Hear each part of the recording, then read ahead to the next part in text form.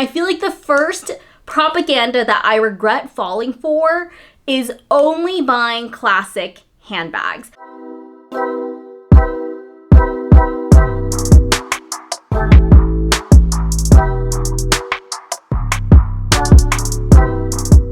Hi guys, welcome back to my channel. My name is Celesta. We talk about all things luxury shopping and handbags. If you love those things, make sure to subscribe, hit that bell notification. I do post videos every week. Okay, so this trend has kind of been circling around TikTok, and I feel like a lot of the videos that I've been seeing are just very short, brief answers. And I wanted to do like a little bit more of a longer video and kind of like explain my thought process. And I feel like I very much have been very cautious of what I'm buying, what I'm spending my money on. So that's kind of where I'm like curating this list from. I want to start with 5 things that I regret, and then I'll get into 5 that I probably will not be engaging with. Obviously, we have to start with handbags, and I feel like the first propaganda that I regret falling for is only buying classic handbags. I think back to when I was 21, 20 even, I think 21. And I remember being like, I only want to buy classic bags that I'm going to see myself using for the next 10 years. These were the Speedies, the Neverfulls, the Monogram in general, because I feel like in my head, that is very classic to Louis Vuitton. And I still believe that. I still think it's very classic and iconic to Louis Vuitton. But I look around in my collection and none of those bags are still in my collection today. Technically first 4 minus, there was one gap in the middle with the Palm Springs Mini that I still keep, but I haven't used in years. But the first 4 handbags, all specifically Louis Vuitton, I've gotten rid of. And it didn't matter that it was classic handbags because it wasn't classic to me. It didn't fit my lifestyle, and they're no longer here. So it didn't matter that it's gonna be around in 10 years because I didn't keep it. So I feel like that was kind of the biggest thing. And I think I should have, at that time, I was a little bit more, this was like before social media, before I was posting content and everything like that. I think what I would have done differently is maybe explored some more like fun options, stepped out of my comfort zone a little bit. Also then recognizing that if I am tired of this in a couple years, I can always resell it. I can always recuperate most of my costs. I don't really need to stress and worry about something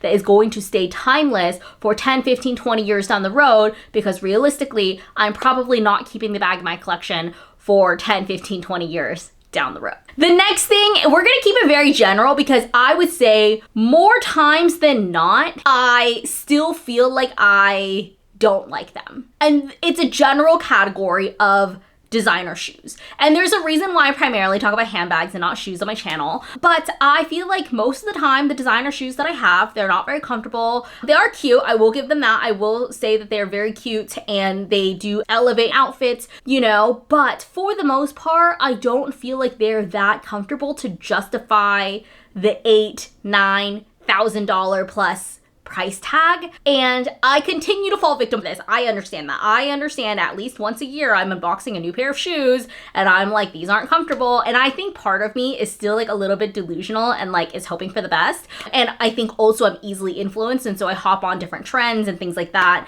But I would say majority of the shoes that I own that are designer brands are not the most comfortable. The most comfortable shoes that I own are probably under $150. My Veja sneakers I wear all the time, especially when I'm traveling. I'll walk 20,000 steps in those, no problem. My Dolce Vitas are very comfortable. I wore my Dolce Vita sandals on my wedding day most of the day, mainly because I forgot to change out of my wedding shoes, but like those are very comfortable. My Target shoes are comfortable. And I don't feel like you need to be spending thousands of dollars on shoes for them to also be like cute. Like I feel like there's so many other like more affordable shoe brands out there that are also cute. And then not to mention, these shoes are impossible to sell after because you have to find someone who is the same size as you. And then realistically, they're already worn. And so nobody wants like worn shoes that you've already stuck your dogs in, you know? It just doesn't retain its value like handbags do, and it's hard to find a reseller because that person needs to be the same size,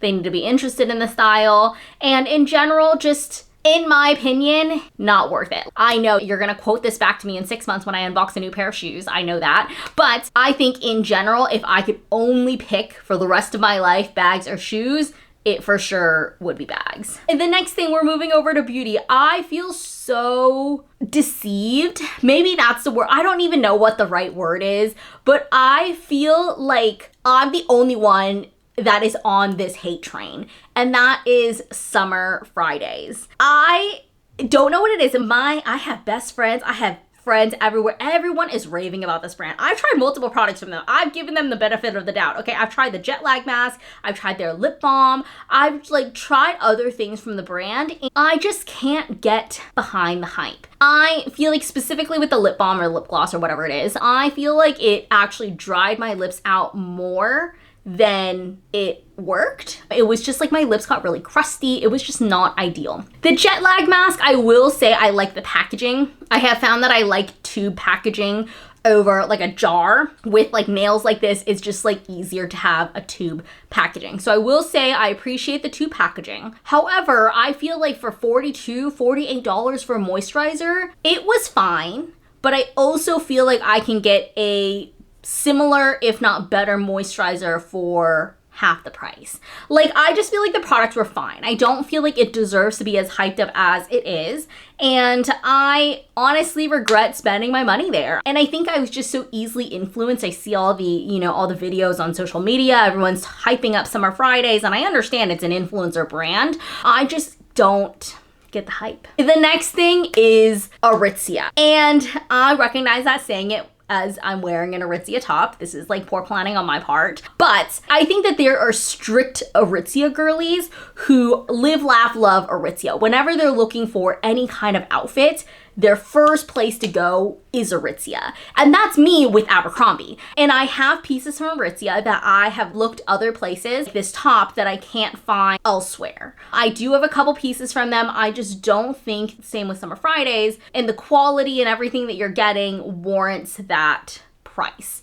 And I definitely noticed that their quality has kind of gone down over the years, and other people have kind of talked about this too. But I think for $148 for a pair of pants, they should fit a little bit better. Not to mention, I feel like they don't have the most petite options, if any, and I'm 4'11". I need the petite options as they come, and so I feel like if I need to spend that much money on clothes, then have to alter it to fit me, especially pants and dresses, I'm just better off spending my money elsewhere.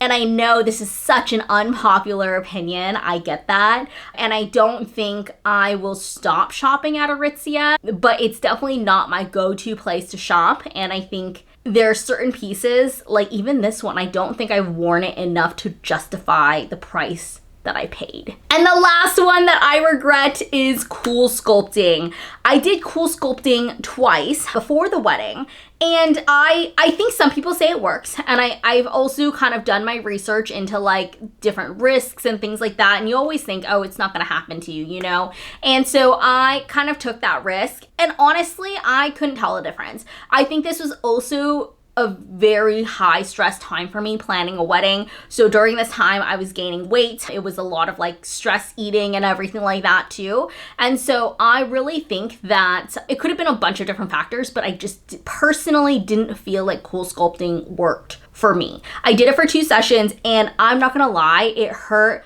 like a bitch. It's like sore and tender after. Like there's certain times where like I know you're supposed to be massaging it, and so we had like massage gun and we were like massaging it, and like it was just one of the most uncomfortable pains I've like ever been through. And it would go on for at least a week at a time, and it's swollen as well, and so you really don't feel like you're seeing the effects of it, because after it's swollen for, I think the swelling takes up to 6 weeks to go down or something like that. And so I just like really didn't see a difference. I have seen other people who like continue to do it and they like it and it works for them, but I think for me personally, it just didn't work. Okay, moving over to propaganda I am not falling for. The first one being Labubus, and I think honestly blind boxes in general. And this is tricky for me because I think Labubu specifically, if there's no Labubu haters, I'm dead. I don't know. This has been around for at least a year now, and I know it's more recently growing kind of like on TikTok and stuff, but I feel like I've always been kind of in this like pocket community of people who like love Labubus. And I really don't see see the hype. I don't think it's cute. I also think spending $30 on a plush keychain is absurd. And I understand they are just so hard to find. You don't know what you're getting. I'm just like too type A to do that and to deal with it. And I think also in general with blind boxes, I think it's so easy for me to get sucked in, because if you don't get the one you want, then you end up going back and you're buying another one, and you know, things like that. And like, they're not cheap. You can go to Miniso and get a blind box for at least $25. Like, Labubu's are $25, $30. Like, these are not cheap things. And I know myself, I know if there's one that I'm like completely fixated on, I'm going to try and get it, and then I don't get it, then I have to go and buy it again and again and again. And it's like this never ending cycle. And I've gotten blind boxes before. Usually they're cheaper, they're like $5. So it's like lower risk, you know? But I think it's a very slippery slope for me, and I know myself. And I think if I like go down that rabbit hole, I'm gonna be sinking hundreds, if not thousands of dollars into these things. And I think also I'm not very good at putting bag charms on my bags. Like, I like the idea of it, but I think when it's time and I'm rushing out the door, I always forget the bag charm. The next thing we are not falling for are buy now, pay later programs. There's a couple different firms that do this, and then I've even noticed now like credit cards are offering this option where it's like interest free for like 4 payments or whatever. I have always been a buy now, pay later hater. And I remember like pretty early on TikTok, I made a video about it and people were pissed. And now it seems like people have kind of come to their senses and whatnot. I think it's very predatory. I think it's a very predatory program, and they prey on people who are younger. Like, they're not preying on people like my age, you know? They're preying on kids that don't have credit card, they don't have credit history, they are just looking really to split up the payment because they see $100 payment, oh, that's so much. But if we break it up into 4 payments, it's really not that bad. But then by the time that they finish paying off that 4th payment, they've already bought another thing that's on buy now, pay later. It's a never-ending cycle that you're continuing to put yourself in debt. And I think my parents have always been very frugal. And so I've always learned, like, don't buy something until you can pay for it in full. And I've continued to carry that mindset. I know it looks like it's excessive spending, but it really is pre-planned and it's budgeted. I really think that the buy now, pay later programs are so toxic, and they're really preying on people who don't know any better, and it's really unfortunate. The next thing is gold vermeil or gold-plated jewelry. I am the type of person, I've talked about this before, I do not take off my jewelry. This is the same stack that you are seeing, you know, time and time again, same necklace. And I know if Shay from Rowan is watching this, she has told me countless times to take off my necklace. I shouldn't be working out in it. I shouldn't be sleeping in it, and, you know, etc. And everything besides my ring, I leave on. And I can't do that if it's gold plated. I have a couple pieces from pretty popular brands that are gold plated, and they do tarnish quite quickly. They do come with a little polishing cloth so you can like take off the tarnish, but it's just not ideal if I plan on keeping in my jewelry 24/7. It makes sense for me to just invest in solid gold pieces that I can leave in. Like these earrings I've been wearing in my ears for probably the last 3 or 4 years pretty consistently. Like I would say like 90% of the time in the last 3 years I've been wearing these earrings, and I couldn't do that if they were gold plated. I also think my skin's a little bit sensitive to like gold plated or like different materials that they're mixing in with, because my ears definitely get a lot more like higher chance of like getting infected if they are gold plated over solid gold. And I think the prices that these brands are charging for gold plated as well, we can look at Pelen as an example. They do have jewelry, which I don't think most people know. Pelen does have jewelry. They have a jewelry line, which to be honest, it feels a little bit off-brand for them, but nevertheless, they do have a jewelry line that is gold-plated. They don't call it gold vermeil, they call it something else. And it's a little bit deceiving at first, and I didn't know at the time that this is gold-plated. And I will say, the jewelry pieces that I do have from them, I don't wear super often, but they haven't tarnished, so I will give them that. But the pricing that you're paying for these pieces, they're like $200-$300 for a pair of earrings that I can get solid gold earrings for that same price. Park Gems is a really good place to shop like kind of more affordable, solid gold jewelry. I have earrings from them. The cherub drop earrings that I have, I think they're around $300. The double chunk